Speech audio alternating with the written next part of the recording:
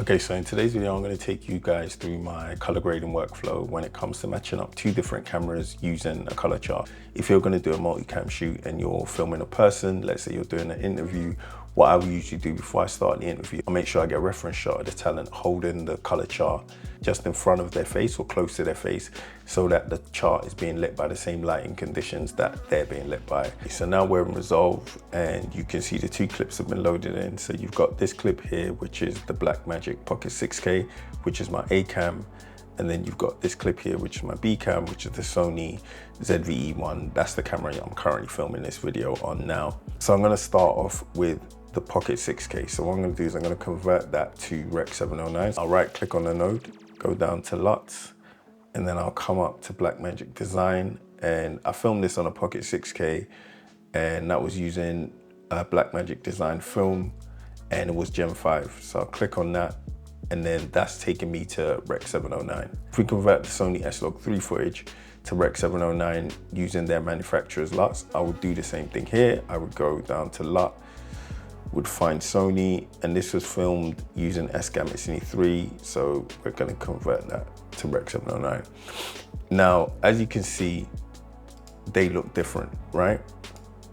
The Blackmagic has more of a magenta look to it, whereas the Sony has more of a greenish yellow look to it. So in the skin tones, they're clearly different. All camera brands have their own color sign. So how Blackmagic camera sensors see colors is different to how Sony sensors see colors. So in this case, you have two sensors that are not viewing colors exactly in the same way. So what you need to do is to match those two colors up. The Pocket 6K is my A cams. So in this case, I need to make sure that the colors coming out of the Sony are matching what the Blackmagic camera looks like. One of the best and quickest ways to do that is to do a color space transform. What is a color space transform? So this will allow you to take the color space of one camera and change it to the color space of another camera. So in this case, what I want to do is I want to change the S-Log3 into Blackmagic Design Film Gen 5. Let's do that now. What we'll do here is we'll go back to this Sony one, and then what we'll do is we'll reset the node. So to add the color space transform, you come up to Effects, click on that, scroll down, see Color Space Transform, drag that onto your node, and then you need to make changes to these settings here. So I'm just quickly going to explain how these settings will vary depending on your camera. I shot this footage in S-Log3. So S-Log has been designed to work best in a color space called S-Gamut, and that's Sony's color space. And there are variations of the S-Gamut color space which you can use with your S-Log, whether it's S-Log2 or S-Log3. And the variation of S-Gamut that I shot in was S-Gamut 3.Cine. So under color space, I would select S-Gamut 3.Cine. In the section for the gamma, I would put S-Log3. As I'm converting this to Blackmagic, I know that the Blackmagic color space for log is DaVinci Wide Gamut, and the log curve is Blackmagic Design Film. So in the section under color space, for this, you have various options for DaVinci Wide Gamut to choose from. I usually pick DaVinci Wide Gamut 4/5. And then under the output gamma, I put Blackmagic Design Film. That's the log I want to transform to. Now I know this all sounds a little bit tricky, but best thing to do is if you're not sure of these settings, you can check this in your manual or you can check on the brand's website for the camera that you're working with. Now, what we'll do is we'll add the LUT for Blackmagic. Now, that is a better match. That looks closer to what it looked like, the Rec 709 of the Blackmagic. What I'm gonna do is I'm going to make some adjustments to the lift, gamma, and gain. So we do those changes before the node of the LUT. Okay, so what I'm gonna do is I'm just gonna adjust this till I get the look that I want. So now I've got the adjustments made to the lift, gamma, gain in a way that I like, and it's added a bit more saturation back into the image. So I'm happy with this. I'm going more for a neutral, clean Rec 709 look. So let's jump on to making the adjustments to lift, gamma, gain for the Sony. So all adjustments that you'll make will be in between these two nodes, your color space transform and your LUT. So what I want to do is adjust the primary, so the lift, gamma, gain, Okay, so let's just tweak this. This is just me making the adjustments I've spit out.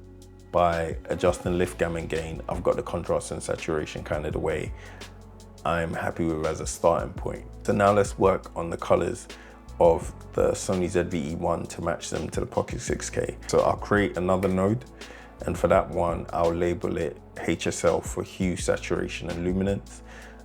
And then I'll come to the vector scope, because that's the best way to see the colors. And you have these points here, your red, magenta, blue, cyan, green, and yellow. These lines here represent how close your colors are to being true magenta, true blue, true cyan, true green, true yellow. So what we'll do is you have all these various points which represent these points here in terms of color. So what you do is you can just add them on. And then what you can do is you tackle each individual color. And as you can see on the color chart, those colors are represented here on these chips of colors. But then there's also all these other colors in between. So that's what you're seeing here and here, here and here and here. Let's start by working on the reds. So you click on this here. Now what you want to impact is the hue rotate, right? So what you can see here is when I start moving this, you're seeing that red, those two red lines move. Now you can see there's another set of red lines, and those are the red lines of the black magic.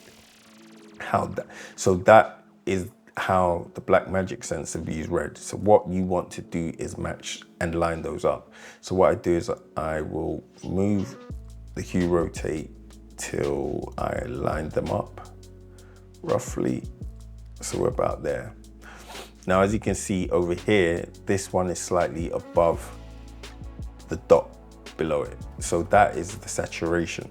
So where you'd come to the hue versus saturation, and I'll just place dots for all of them now, and then tackle the red. So what we want to do is you go to your saturation level and you want to bring that down just a bit till it slightly lines up. So there, those are lined up now. If you look at the red here, and look at the red here, they're fairly close. They're very close. So then you go back to hue versus hue, and then you can tackle your yellow. So same thing, you'll come to your hue rotate, and you can see that what you're moving here, you're seeing some of the other colors move, but you're looking primarily at this one. So what you want to do is line that up with this one here. So I'll just move that till it lines up. And similar to the red, the saturation was a bit more, so just bring that down just a touch till that lines up. So now I'm just gonna do the same type of adjustments for the rest of the colors, but I'm just gonna speed this up a little bit. What you're seeing now is just me making adjustments to all the other colors, going back and forth between the hue versus hue curve and the hue versus sat curve. And now I feel like I've got those colors matched to a place that I like. They're fairly well matched. They're looking the same to me. They're closer now, especially in terms of the skin tone. But what I feel is that the skin tone on the Sony is a little bit too red for my liking, whereas the Black Magic I think leans a little bit more towards yellowish brown. So what I want to do is I want to take some of that red out of the skin tone. So what I'll do is I will add another node, and then I will just label that skin. So now I'll select the qualifier tool and make sure you're on hue versus hue. And I would put the qualifier on a part of the skin. And as you can see here, you have your skin tone line. And as you can see here, this is quite far away from the skin tone lines, leaning a lot more towards the red, right? So what I would do is I would click that point there, and then that is your point whereby you're adjusting that hue of red, which is in your skin tone, which you want to pull out. And then what I would do is I'll jump back to the comparison view. And then what you can see is if I start moving this, let's say I push more red, you can see it going away and pushing more red, but it also allows you to see where the Black Magic skin tones are sitting against the skin tone line. So I need to pull this till it's closer to that line. And then whereby you're eyeballing both the vector scope as well as your image, and then just try and line that up. That's with the adjustment made to the skin tone. If I toggle this off, you can see some of that red comes back in. When I toggle it back on, you're seeing it's more yellow, and I think it's closer to that. One thing I can notice straight away, I still feel that there is still more of a greenish hue to the Sony footage. So what I'll do is I'll create one more node, and I'll just label this the look. And then I'll come to my primary color wheels, and then I'll just go to the offset. And then what I'll do is I'll just look to introduce a bit more magenta.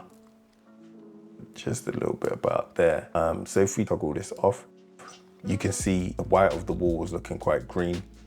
Whereas when it's coming back more to a neutral. Now that I've added a little bit more magenta into it, I feel there's less of that green wash on the Sony footage, but that might have introduced a little bit more red into the skin tone. So I'll just jump back onto the skin tone just to maybe tweak that just a little bit, because I feel like there's a touch bit more redness in it now.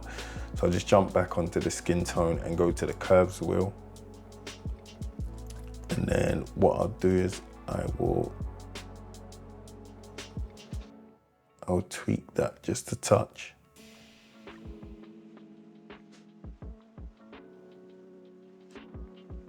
Until we're about here. And I think that's, if I look at that, I think that's quite good in terms of the skin tones. I think they're fairly well matched. So now that I've made the adjustments to the look and feel that I want, I'll save both looks as a power grade and add it to the footage once I've edited. I'll do that by simply clicking on each clip. So I'll select the Blackmagic one, then I will hover over the clip, and I will right click and I will grab still. And then I'll do the same for the Sony. I'll hover over and then grab still. And then if I go to the gallery, what I do is I come in and I label them so that I know. So now that I have the two cameras matched up in terms of colors, I just simply go and work on the edit of the footage. So this is what we have here. This is the edit without the grade on it. So this is just the log. And then what I'll do is I will now go in and go into the colors page. And then we can see here that this is the Blackmagic footage. So when I apply the grade, do the same with the Sony. Come over and apply the grade. Once I've done that, I make some tweaks, because I can see here that I feel that the levels need to be brought up just a tiny bit on this. This looks much brighter than this. So what I'll do is I will come and I will just adjust the mids a bit on the Sony. Yeah, for me, that's looking much better. So now I'll save this version of this grade by grabbing another still and save it in the gallery as a power grade. So now I'll apply the new Sony grade to all the Sony clips, and then apply the Blackmagic grade to all of the rest of the Blackmagic clips. So now if I go back and play back, let's see what that looks like. So that's looking like a very good match to me. So that was my process for matching up two different cameras using a color chart. Hope you guys found this video useful. If you did, please give it a like. Subscribe to my channel if you haven't already. And let me know in the comments what you thought of my process, or whether there's any ways you feel I could improve my process, because I'm not a professional colorist in any way, shape or form. But I just wanted to show you guys my color grading workflow when it comes to matching up cameras. So thank you for watching, and I will see you guys in the next video. Thanks.